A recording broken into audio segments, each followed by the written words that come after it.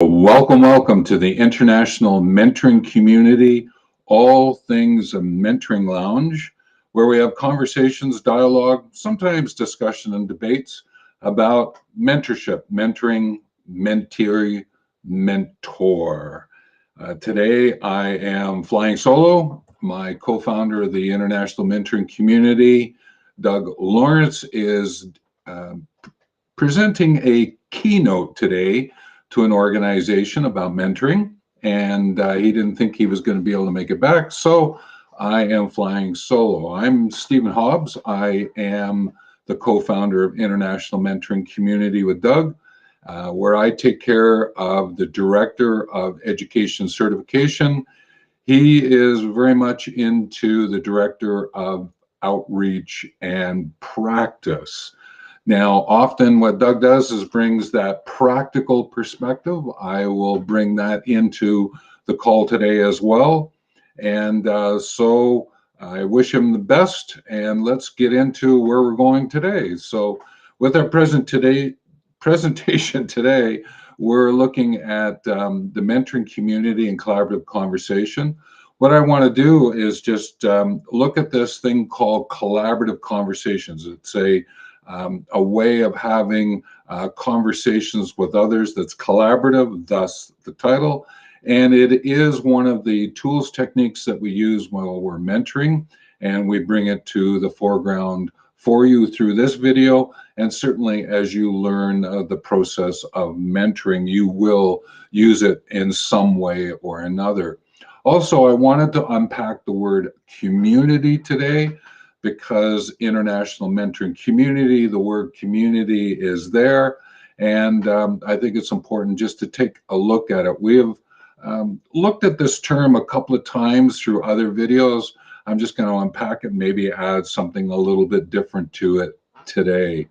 So that's where we're going. That's what we're up to. And to get us started, as I normally, or what we normally do here on the call, is give you the definition of mentoring that we use at the International Mentoring Community.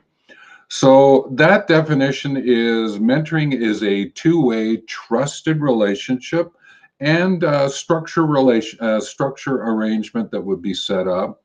It's where and when the mentor and the mentee learn and grow together through personal and professional development. And I would add evaluation there as well.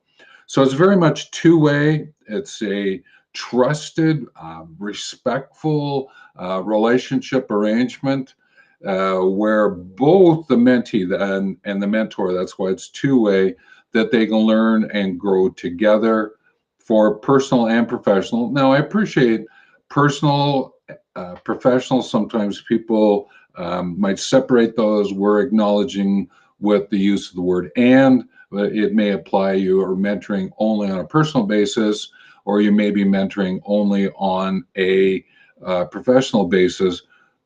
I would suggest, though, that if you actually look at it, you're probably doing both personal and professional in your life, for the most part, for most of you. And it is this development evaluation component that goes with it. So that's our definition that we use. Again, the wording will be in the show more notes to give you insight, and you can go and take a look at those. As I mentioned, we're going to take a look at collaborative conversations today and community. So let's start off with the collaborative conversation. The first word I want to take a look at is collaborative. In this case, it's really about the mentor and the mentee. Remember, it's two ways, so both the mentor and the mentee would understand about collaborating that both of them can be high assertive and high cooperative. High assertive comes from yourself in the way that you present. So both the mentor and the mentee would have this sense of high assertiveness, is that from their own perspective, from their point of view that they're sharing, they bring that, and also that there's high cooperation that is happening between and together. And the cooperation is very much for the benefit of both. Again, the two-way for the personal and professional development and evaluation. Now, this notion of high assertiveness, high cooperation, I learned years ago. It comes from Thomas-Kilmann Conflict Model Instrument, and you can use that as a search term. There's lots of people who have adopted it, adapted it into their work, and there is, you can find it back into the original Thomas-Kilmann work as well.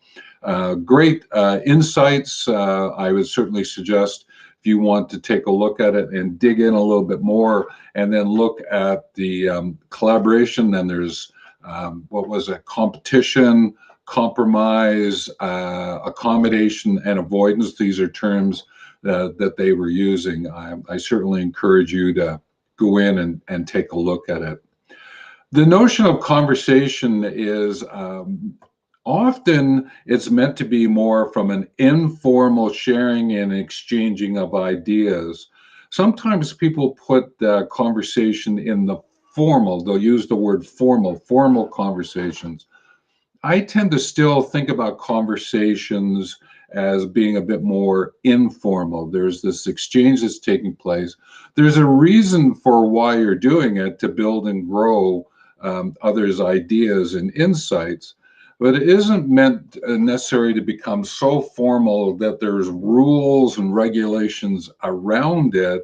It's meant to be a bit more free flowing in its approach. And that suits mentoring very well, this collaborative conversation, this exchange of ideas where both the mentor and mentee have assertiveness into it and they're cooperating with one another. I think it gives you a picture that aesthetically you can see this give and go, reciprocity, resilience, unfolding, relatedness, relevance taking place in this kind of connection.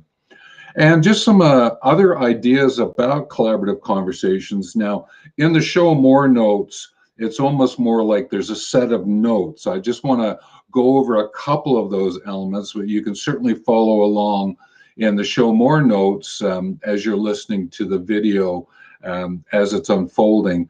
These show more notes aren't in there as you're listening to it live, but they will be in there in the recorded version. Now, when it comes to use of collaborative conversations while mentoring, it's important that you remember the following, is that you are attempting to create a place where you live and work well together while you're mentoring, so that both of you can enjoy what you do and do what you enjoy. So from a mentor perspective, the mentee is asking questions, tapping into the mentor's lived experience. The mentor is thinking through, okay, I'm answering it. If I don't have the answer, then we both go and look for it. There's a key element is that as a mentor, I'm looking to assist, guide the evolvement of the mentee. It isn't necessarily that I'm going to make sure that they're involved, right, from a performance point of view, is that the conversations we're having is an evolvement, and that actually is going to have a ripple effect back to you as a mentor as well. And that's one of the great things about mentoring that I so enjoy, is that I get to evolve in myself in my knowledge, skills, and attitudes because of the conversations I'm having with the mentor.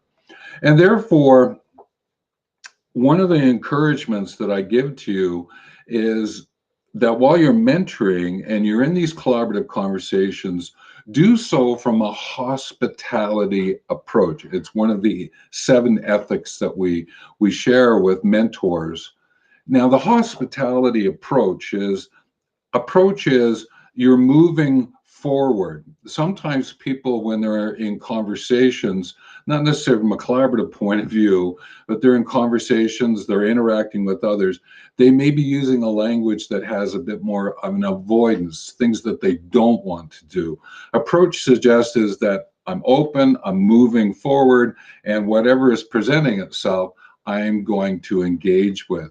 The hospitality aspect of the approach is welcoming those who've not arrived yet, welcoming those ideas that you really don't know that much about, but you're open and wholehearted in your receptivity of those ideas, the persons that are bringing it to you.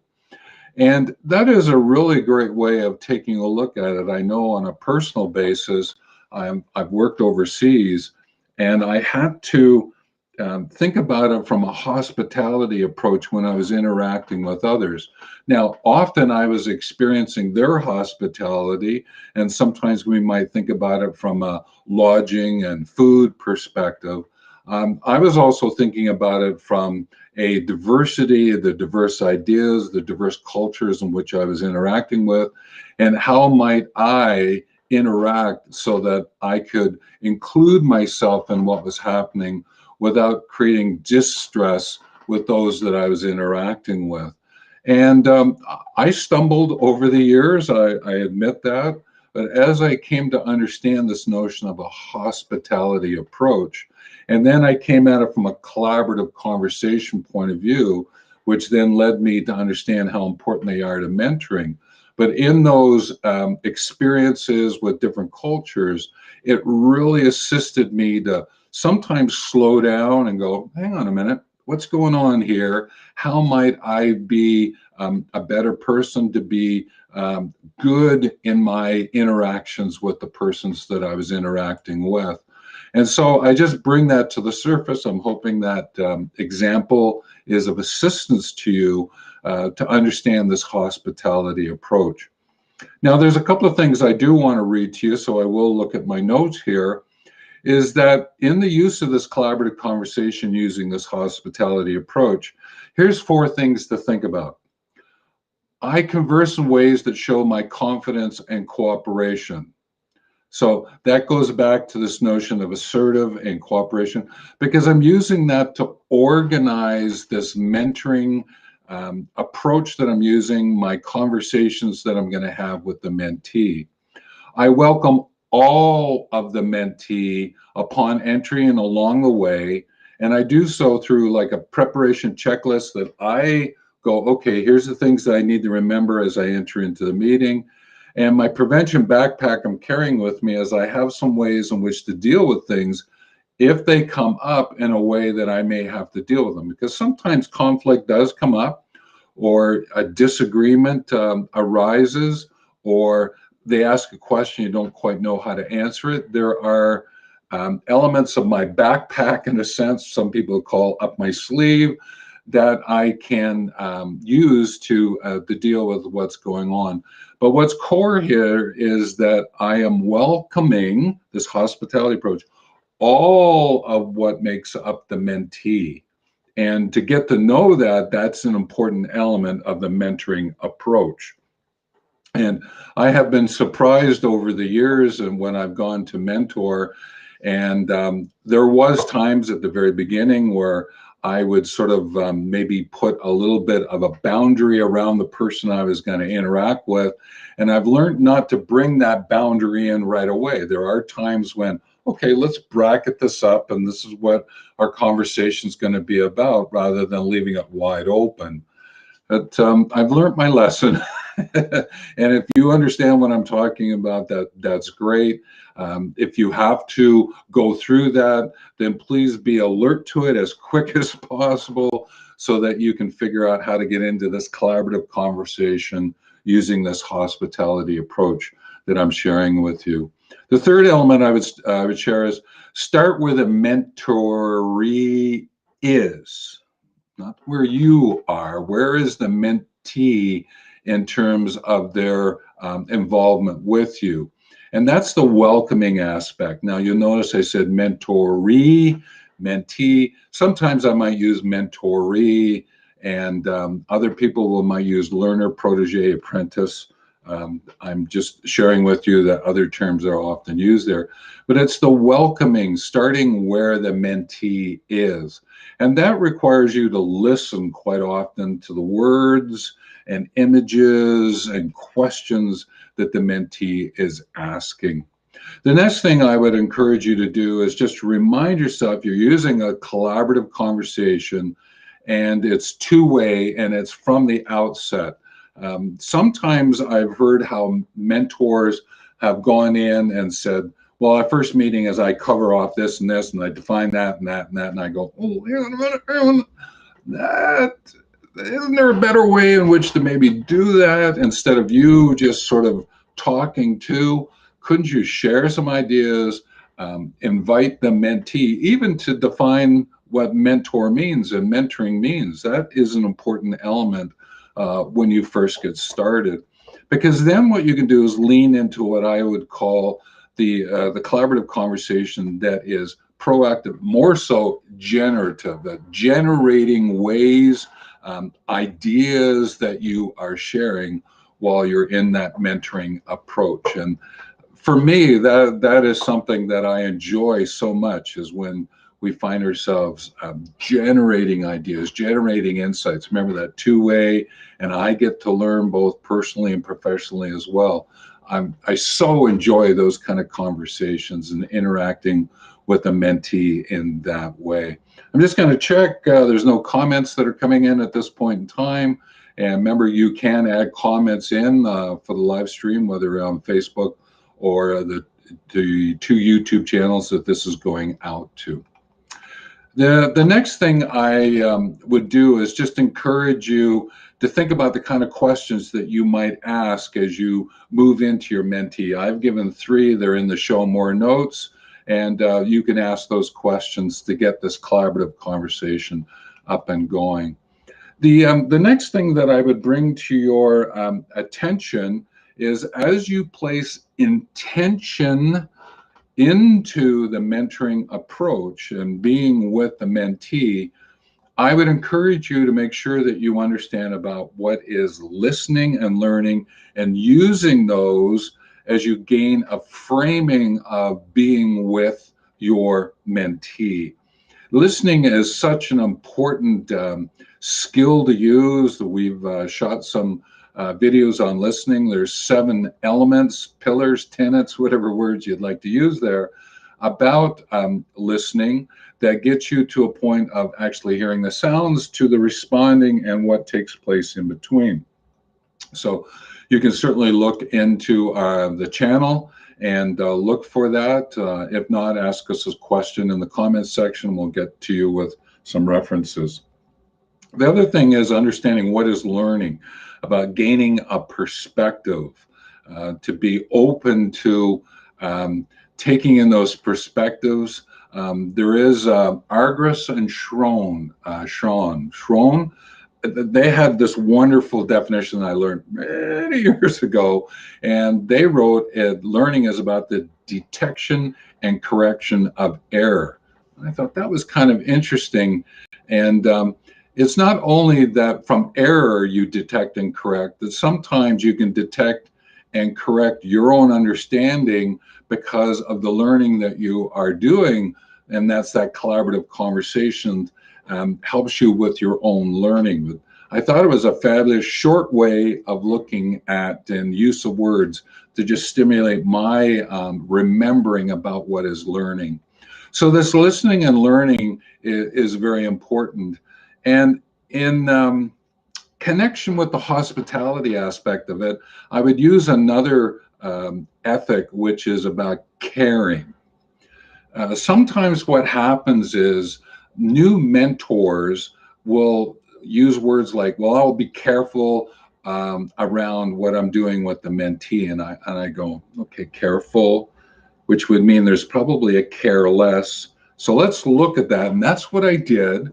And I looked into it, and careful is taking care of the mentee. So careful is taking care of the mentee at your expense as a mentor.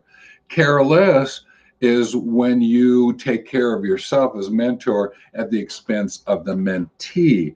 And when I looked at it through that lens, I went, that's not how my mentoring approach unfolds, and the collaborative conversations that I would want to have, need to have with my mentee.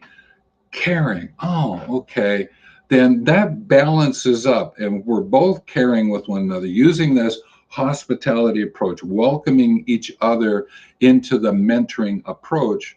then I think that's a great way in which to be together and to have conversations between each other, be together, and then even look at what might happen beyond the arrangement and relationship that we have. So I would continue to encourage you to think about making sure that you are having these collaborative conversations through this hospitality, caring perspective. I can't stress that enough for you.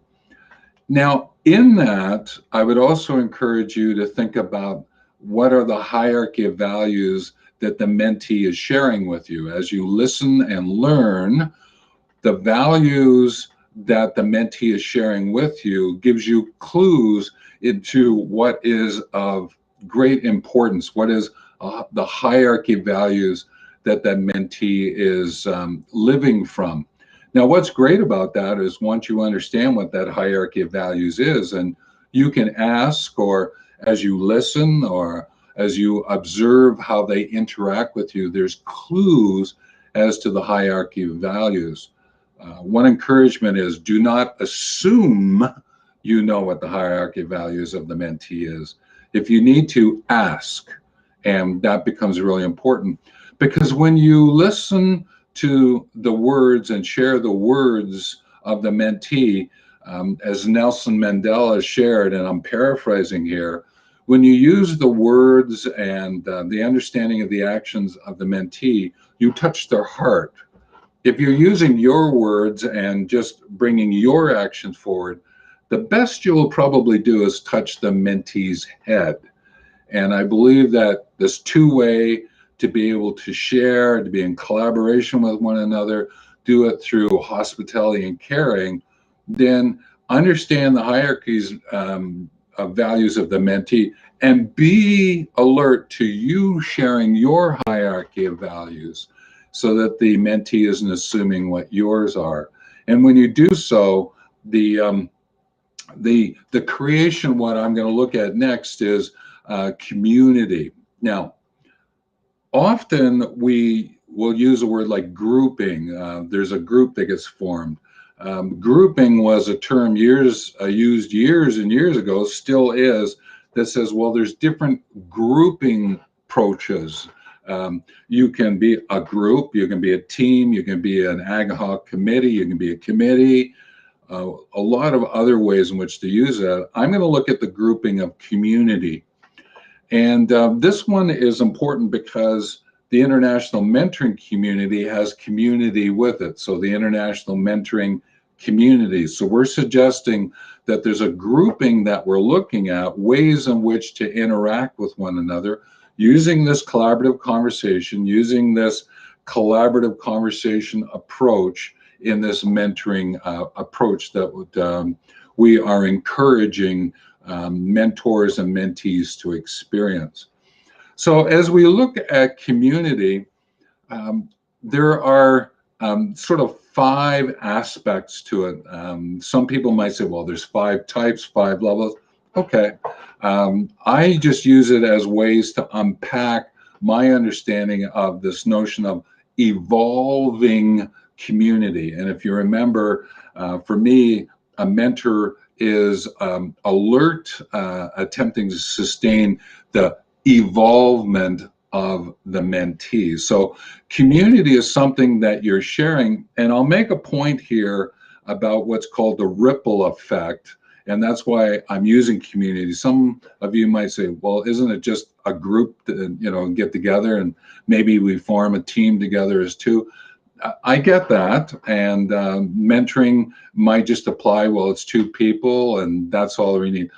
And I get that as well. But I bring, and Doug and I, through the IMC, bring the word community in because it has such a valuable way of looking at this hierarchy of values that you are sharing: the hospitality, the caring, the trust, the respect that you are sharing with one another, and what is of importance, what is of satisfaction to the mentee for you as a mentor as you're interacting. So I'm going to again look at my notes just to remind myself of some key phrases. Again, these are in the show more notes. So community, it's kind of interesting when you look at the word community. If you unpack the word community, it has common and unity. And community is really about what's the level of commonness that unifies you. So in the mentoring approach, the mentoring arrangement, the unifying aspect, the level of commonness is mentoring and how you experience that mentoring both as a mentor and a mentee. And really what that's doing is that it's suggesting is that you're going to communicate from commitment, is that while you're in the community, you commit to your accountability and responsibility of being in that community, being in that mentoring approach, you as a mentor with the mentee and the mentee with the mentor. The next aspect of community I think about is the community of concepts. In other words, that there is, you're looking at the knowledge aspect of what it is that you are having this mentoring arrangement with. Now, some mentoring arrangements, all it is just to go over ideas and to look at the knowledge and the associated attitudes. And you're doing things like identify and list, describe, discuss, explain kind of what these concepts are about. And that can be what a mentoring approach, the mentoring conversations can be about. Often what happens is that mentoring is really moving it into the community of practice. Now, I've learned this term, and there's a lot that you can go and unpack, unfold. Wenger, Wenger, talked a lot about community of practice. And this is when you start taking the concepts and say, okay, concepts into practice. How do we take it into skills? Yes, there are concepts and knowledge. How do I put them into practices, into the skills aspect with the associated attitudes? And you're really looking at getting into the doing aspect of things. There's one thing to learn and know. There's another to learn, know, and do, or learn, know, and act upon them. So that's the community of practice. And in IMC, the community we have, we certainly get into the area of practice because we're looking at how we might certify mentors. In other words, verify that they have the concepts and practices. Now, we offer a certificate of concepts for those who just want the knowledge aspect, and we have a certificate of practice for those who want to be recognized for the doing, the skills aspect of mentoring. And you can learn more about that at the internationalmentoringcommunity.com website. Now, there are two other elements of community you might thread together where I might be going with this, with the notion of the community of caring and kindness, in that when the community of mentors get together, and yes, they're learning about the concepts and practices, that it's the support of each other, the hospitality that you share in being mentors, and how might you learn from each other, and how might you continue to leverage your concepts and skills, and do that in a caring, kindness way, showing respect to each other and fairness to each other, and learning together.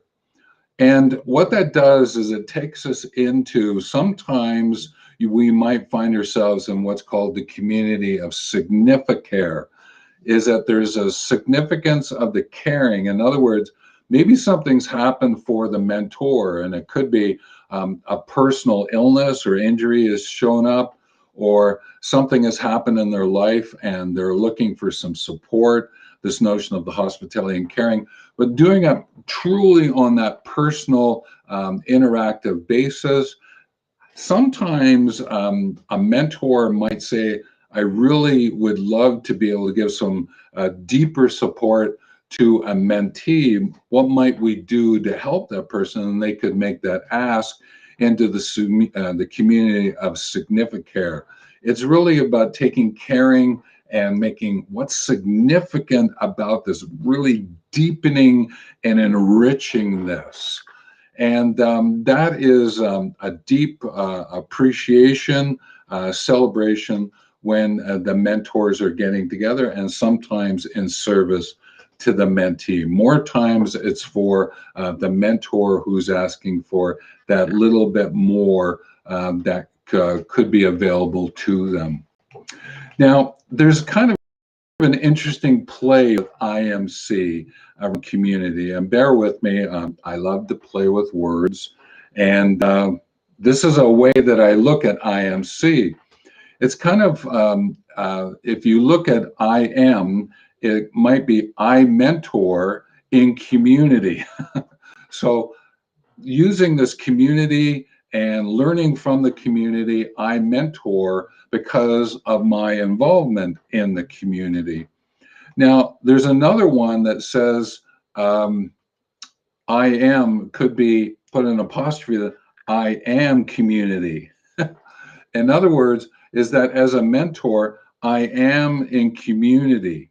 I am in community with the mentee and the ripple effect that takes place because of that. So yes, mentoring does benefit the mentor and the mentee, but often because of what happens in that mentoring arrangement, in that mentoring relationship, there are ripples that go out. If you're in the workplace, the improvement, focus, and strengthening of the mentee, because if that's why the mentoring is taking place, it does ripple out.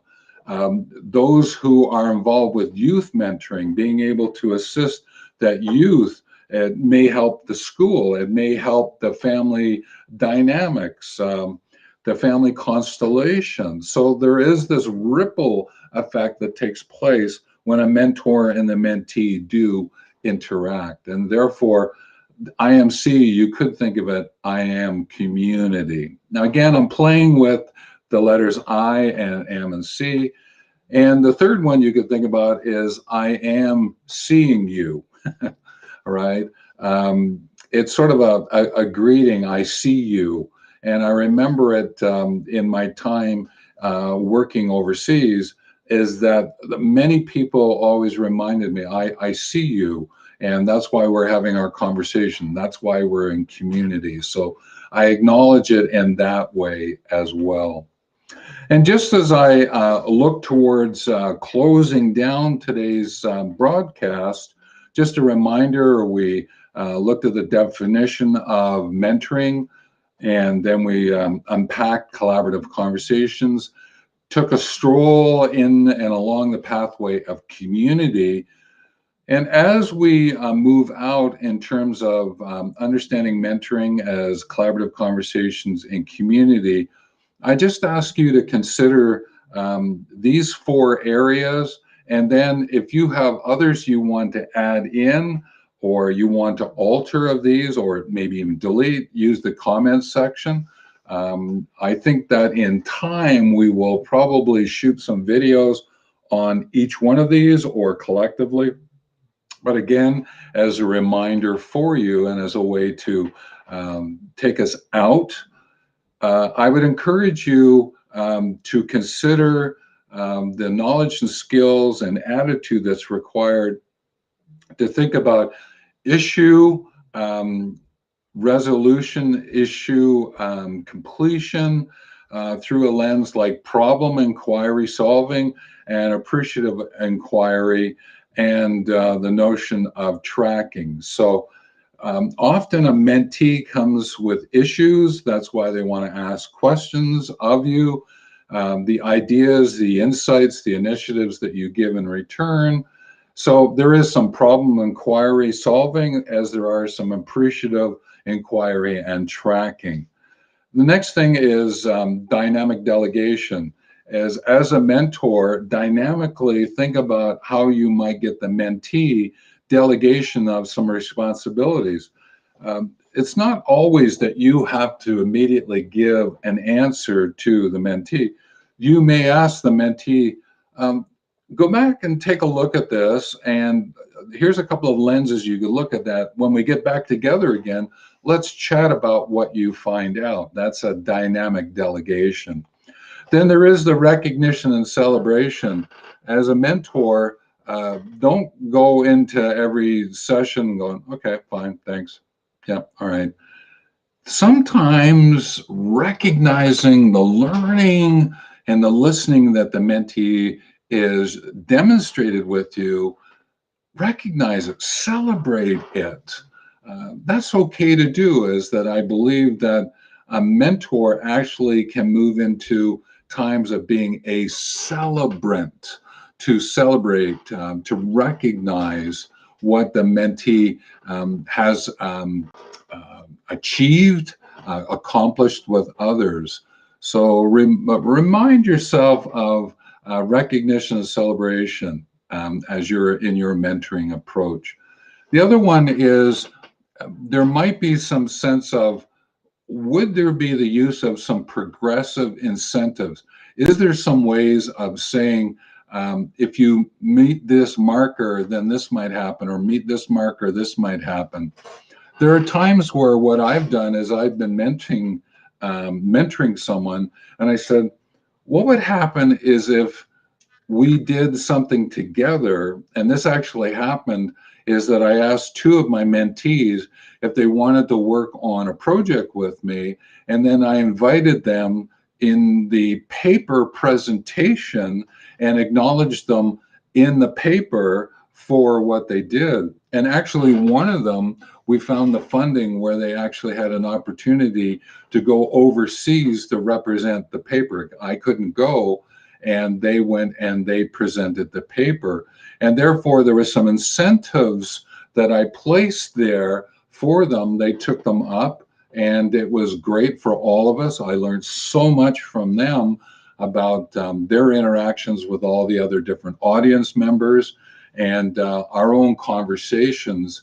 And it was a paper about workplace, and it was about workplace educating, workforce learning. And we had such a valuable community interaction, and that rippled out into a couple of different conference presentations. And it was so much, I'll say, fun, playful at times, and yet there was a seriousness, what I sometimes call simply serious fun that took place. And it was through this lens of progressive incentives. So I just bring that up for you. So again, those were four that I wanted to share with you. There was 5 elements of community. There is different aspects about collaborative conversations that we covered off in today's broadcast. And that's bringing us to a close. My sharing just now was a way to summarize some of the key concepts. And I hinted at some practices. If you go through the notes, you will see where I start with an action verb, and there's an outcome that's there. You can take those up, and that will be marked off with an asterisk in front of them. And you can say, well, am I competent to do those actions? If not, maybe there's some concepts or practices that you need to learn, and therefore the video would be of value to you. But again, I just remind you that on Wednesdays at 10 a.m. Mountain Time, you can certainly join us here in the Facebook group. This is the Community Health Facebook group that Doug has brought together, certainly linked to one of the books that he has written about connecting mentoring and mental health. It's also on the Wealth Learning TV YouTube channel and the International Mentoring Community channel. And you might actually be on one of those 2 channels watching this video at the moment, or in the Facebook group. So again, there's lots of places that you can interact with us. Again, you can leave comments for us. I'll just check. Nope, there's no comments that have come in today on the live stream. But you can certainly leave questions for us, and we certainly, within the first couple of months, we're always checking to see if there's anything there, and we'll answer you. If it gets past the 2-month mark, sometimes we'll go back and scan through the videos and see if there's questions, and we attempt to catch up with you. Hope you understand that timing aspect.